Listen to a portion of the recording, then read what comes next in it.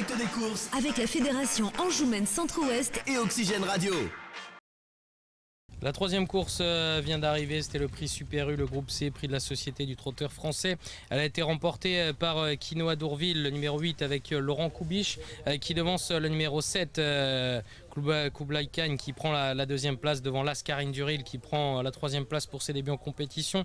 King Guy, qui effectue également ses débuts en compétition, est quatrième devant Crooner de Liton, numéro 5 et numéro 6, Cléopatra Blue, qui s'empare de la sixième place. Voilà pour l'arrivée de cette troisième course. Deux nouveaux invités m'ont rejoint sur le plateau, Pierre Pellereau et également Hervé Roncière, président de la communauté de communes. Bonjour messieurs. Bonjour. On va commencer avec Pierre. On va parler déjà de cette course, puisque vous terminez troisième avec Karine Duril, qui effectue des débuts convaincants. Oui, elle n'a pas été feignante parce que j'ai eu un petit peu de... Les adversaires n'ont pas été des gentils avec moi, on n'a pas pu faire trop ce qu'on a voulu et malgré tout elle était au poteau, c'est bien, et la performance est bonne.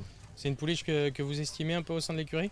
Bah ouais, on avait du mal à juger parce que c'était très compliqué et si elle prend ça du bon côté, ça peut faire une jument intéressante. Est-ce que vous avez une bonne génération dans les cas ? Il commence à s'affirmer un peu là, on a gagné 2 courses cette semaine avec cette génération. Ils ont eu du mal à se réveiller un peu, mais là ça a l'air parti. Là. On ne sort jamais trop de chez nous, alors c'est pour ça qu'ils ont besoin d'un peu de course pour se mettre vraiment en valeur. Mais non, génération intéressante, il y en a 3-4 qui ont un niveau PMU à mon avis. On va parler maintenant un petit peu de vous. Quel âge est-ce que vous avez ? Où est-ce que vous êtes installé ?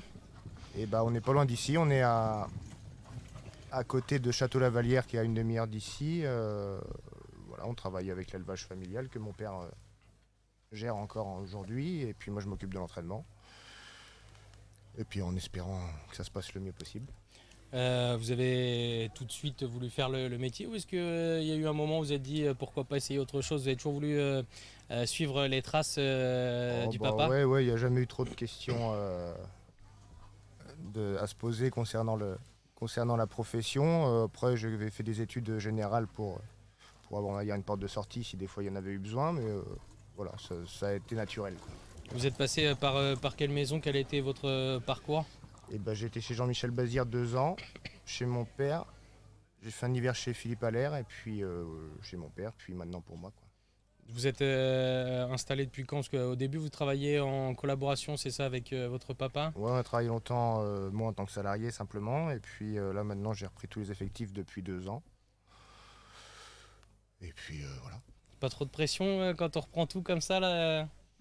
Faut évidemment un petit peu, quoi. C'est-à-dire qu'il y a une boutique à faire tourner, c'est une affaire qui est familiale. Je suis la 4e génération à faire ça, donc on a envie que ça tienne, quoi. On n'a pas envie que tout s'effondre, donc voilà, on se lève le matin et puis on travaille.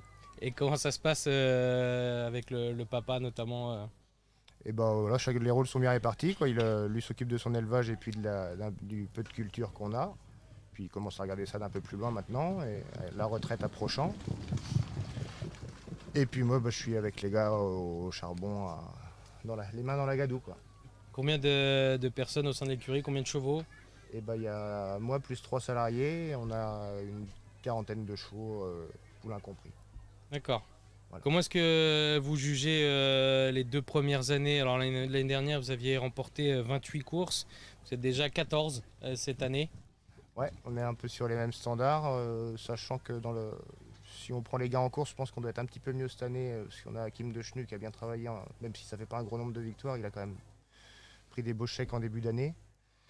Mais entre l'année dernière et cette année, non, c'est bien, si on tourne à ça, une petite trentaine de victoires par an, ça paye les factures. Ouais, c'est d'ailleurs un peu une marque de fabrique, j'ai l'impression, au sein de la famille Pellereau, c'est vraiment la constance et la régularité. Ça fait des années que vous êtes là toujours au top. Au top, c'est-à-dire qu'on essaye d'avoir une ligne de conduite, quoi. Une stratégie un peu d'entreprise, plus que de dire on va tout prendre tout de suite. Les poulains, on essaye de les ménager un peu. S'ils sortent qu'à 4 ou 5 ans, c'est pas grave, quoi. Les cas, par exemple, on va pas les bousculer pour... L'idée, c'est de faire vieillir plus que de tout buriner tout de suite pour avoir un certain nombre de chevaux et arriver à faire quelque chose de plutôt constant, quoi. Et puis l'avantage que vous avez, c'est que ce sont vos origines, donc vous les connaissez, vous êtes là, vous avez tout de A à Z. Oui, ça rajeunit pas, mais je commence à travailler avec les poulains des grands-mères même, je crois. Ouais, c'est possible. Donc 35 ans, ouais, les premières que j'ai attelées il y a une vingtaine d'années, c'est les grands-mères, voire peut-être même les arrière-grands-mères. Mais bon, c'est sympa, ça donne un peu de goût à tout ça, quoi. Ouais. Est-ce que vous avez des noms à nous donner pour les parieurs, la relève? Est-ce que vous êtes bien armés, notamment pourquoi pas dans les L? Bah, les L, on demande à voir, on n'est pas trop en avance parce que on n'avait pas trop de monde dans la cour pour s'en occuper. Du coup, on est sur les mâles et enfin bon, j'attends les qualifs pour vraiment éclaircir mon truc. Non, dans les cas, j'ai une jument comme Caline de Chenu qui a gagné à La Roche-Posay là, qui est intéressante. Celle qui a gagné à Chinon aussi mardi et Xaria, c'est des juments qui sont fiables. Et puis bah mes vieux là, Hakim, In Love with Chenu, ici c'est Chenu, tout ça c'est des chevaux qu'on. Les I ils n'ont pas fait une grande année parce qu'ils ont beaucoup travaillé l'année dernière et cette année c'était un peu plus dur, mais j'espère, je compte sur eux dans leur année de 6 ans quoi, qui devrait être leur belle année. Puis voilà, si tous ces chevaux là font ce que je leur demande, ce sera déjà bien. Et vous n'hésitez pas d'ailleurs à faire des kilomètres engagés au mieux et vous déplacer? Bah ouais. Si c'est des champs de course qu'on aime bien et dont on connaît les pistes, et voilà, si c'est pour aller sur des mauvais champs de course, on fait un peu moins de kilomètres, mais bon, en général on va dans les pôles, quoi, donc on n'est jamais surpris. Un petit mot maintenant sur Hakim, comment va-t-il? C'est un peu le fer de lance de l'écurie. Ouais, bah Hakim, sa dernière course est rassurante à Enghien, il est 3e en courant bien. Je vais peut-être courir début septembre, le jour du Trophée Vert à Cran, la belle course montée. Faut voir, ça va dépendre de la météo et tout. J'ai pas envie d'aller le courir dans un bourbier si des fois il y avait de l'eau qui tombait. Donc voilà. Sinon on va aller tranquillement jusqu'à l'hiver prochain.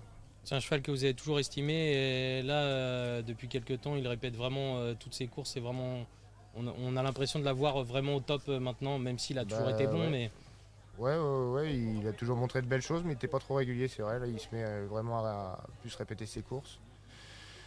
Et puis il s'est bien fait, quoi. Il est devenu vrai cheval de course, alors qu'au début, il a fallu le façonner, quoi. Donc non, c'est devenu un vrai cheval vraiment intéressant, quoi. Si on se loupe pas, c'est un cheval qui peut courir les belles courses de vieux chevaux dans les années qui arrivent. et un peu comme tous les Made in Pellereau, j'ai envie de dire, il vieillit bien. Ouais, voilà, on essaye de faire vieillir ça. Puis là, c'est une vraie souche de chez nous, la vieille de la vieille. Donc, il est signé pur Chenu, quoi. Comme le bon vin. Voilà, c'est ça. Merci Pierre d'être passé nous voir. On vous souhaite le meilleur pour la suite. 14 victoires, on le rappelle, cette année, 28 l'année dernière. Donc, bien parti pour réaliser de nouveau une très belle année. Merci d'être passé, puis bon après-midi. Je peux y aller ? Vous pouvez y aller. Allez, On vous libère, journée. c'est bon. Bonne continuation. On va enchaîner maintenant avec Hervé Roncière, qui est le président de la communauté de communes.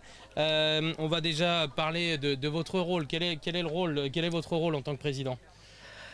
Alors, déjà notre rôle, c'est un rôle de soutien. C'est un rôle de soutien à la fois logistique, aussi un petit peu sur le volet économique par le biais de quelques aides directes, mais principalement aussi le maintien de ces activités sur notre territoire nous semble important. On parle souvent et on connaît bien notre territoire de nos fers de lance sur l'image qui porte notre territoire. On a un très beau vignoble que l'on connaît autour de la Charte-sur-le-Loir, l'Homme Rouillé, le Janière, qui est un petit vignoble qui a une renommée nationale, voire au-delà. On connaît bien sûr la forêt d'exception de la la forêt de Bercé, qui est aussi sur notre territoire communautaire. On sait aussi le poids de nos arboriculteurs sur notre territoire rural. Et on parle moins, on connaît moins la filière équine qui a aussi une vraie présence et une importance économique aussi. On vient de le voir avec la famille Pellereau, 4 générations qui se succèdent, qui travaillent dans la durée. Et donc l'impact économique de la filière équine est donc importante.